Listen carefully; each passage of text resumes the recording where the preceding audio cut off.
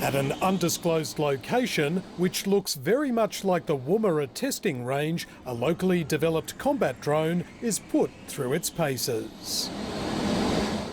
While in Canberra, Excellent. Australia's groundbreaking GhostBat program receives a $400 million funding boost. This technology has the potential to turn a single fighter jet into a fighting team. First unveiled back in 2019 as the Loyal Wingman, the unmanned MQ-28 harnesses artificial intelligence to target enemies while flying alongside traditional crewed aircraft into battle. We absolutely understand that manned-unmanned teaming is part of the future of air combat.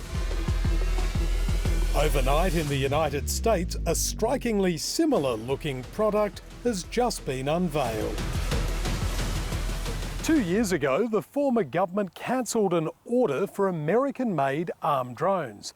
With the war in Ukraine highlighting the importance of uncrewed systems, there's now a rush to introduce the deadly technology here. And work's underway on a secretive new program. We are introducing into service an armed drone this year. I won't go into details. The minister insists the details must be kept secret for now on security grounds. Andrew Green, ABC News, Canberra.